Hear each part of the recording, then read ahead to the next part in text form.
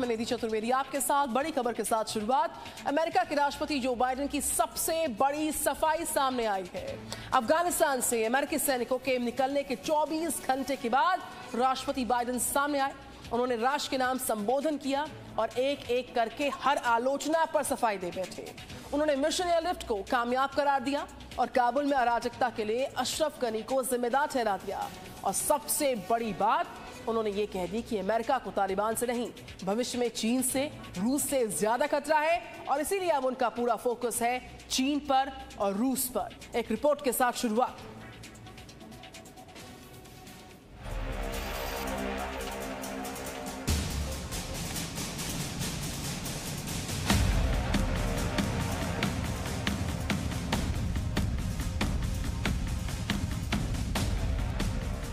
अफगानिस्तान में अमेरिका की 20 साल की मौजूदगी अब एक इतिहास है और वर्तमान में यहां अगर उसका कुछ बचा है तो वो है बस काबुल में सुपर पावर के होने का निशान। मैं इस वक्त मौजूद हूँ काबुल एयरपोर्ट की मिलिट्री साइट के अंदर। आज से 24 घंटे पहले अमेरिका का यहाँ पर कंट्रोल था और अब अमेरिकी फोर्सेस जो हैं वो यहाँ से छोड़ के चले गए हैं। अमेरिकी सेना डेडलाइन से पहले ही अफगानिस्तान से निकल गई और फिर 24 घंटे बाद सफाई देने के लिए सामने आए अमेरिका के राष्ट्रपति जो बाइडेन, जिन्होंने अपने संबोधन में हर एक आलोचना का जवाब देते हुए काबुल में अराजकता के लिए अशरफ गनी को जिम्मेदार ठहराया और इसी के साथ साथ उन्होंने अमेरिका के मिशन एयरलिफ्ट को सफल करार दिया। Last night in Kabul, the United States ended 20 years of war in Afghanistan. The longest war in American history. We completed one of the biggest airlifts in history with more than 120,000 people evacuated to safety. That number is more than double what most experts thought were possible. No nation has ever done anything like it in all of history.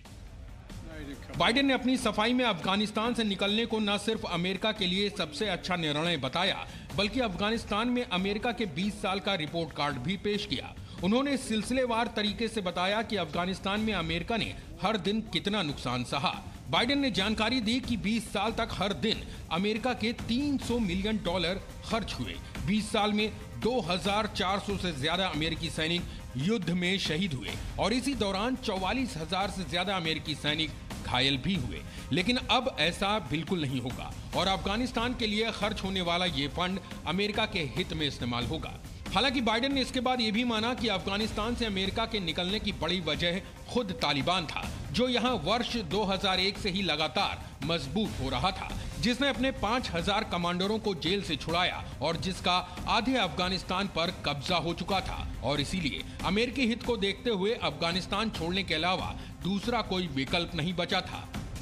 Biden सफाई देते रहे, लगातार बोलते रहे, ISIS को तालिबान से कहीं अधिक बड़ा खतरा बताते रहे। एक बार फिर आईसिस के आतंकियों को घर में घुसकर मारने की चुनौती देते रहे। इस दौरान दुनिया उन्हें ध्यान से सुनती भी रही, लेकिन हर किसी को हैरानी तब ज्यादा हुई जब उन्होंने रूस और चीन को अमेरिका के लिए सबसे बड़ा चैलेंज बता दिया। The world is changing. We're engaged in a serious competition with China. We're dealing with the challenges on multiple fronts with Russia. Fight terrorism and take on new threats that are here now and will continue to be here in the future. आप कह सकते हैं कि Biden की पूरी सफाई का लब्बो-लुआब यही था, जिसके केंद्र में चीन और रूस दो बड़े दुश्मन थे। बाइडेन के मुताबिक जिनसे अमेरिका को अपने ऊपर साइबर हमलों का अब डर दिखने लगा है, जिनसे अमेरिका को खुद पर परमाणु हमलों का खतरा नजर आने लगा है, जिनके कारण अमेरिका को यह भी लगने लगा है कि चीन और रूस दोनों मिलकर अमेरिका को अफगानिस्तान में अगले 10 वर्षों तक फंसा कर रखना चाहते थे, ताकि अमेरिका को बड़े पैमाने पर नुकसान हो, उसका सुपर पावर का तमगा छिन जाए और जिसका सीधा फायदा चीन और रूस मिलकर उठा सके। लेकिन अभी के लिहाज से देखें तो ये सिर्फ बाइडेन के बोल हैं, अफगानिस्तान पर सफाई देते हुए बाइडेन की भविष्यवाणी। जबकि वर्तमान में सच यही है कि जिस तरह से आज की तारीख में अफगानिस्तान पर अमेरिकी नीति के चलते तालिबान का कब्जा हो चुका है, वहां फिर से आतंक का राज लौटा है, अफगानिस्तान लाचार और बेबस है, तो उसके लिए कहीं ना कहीं अमेरिका ही सबसे बड़ा जिम्मेदार है। Anas Malik, Zee media, Kabul, Afghanistan. Presenting Z News app, available on Google Play and App Store. Download it now.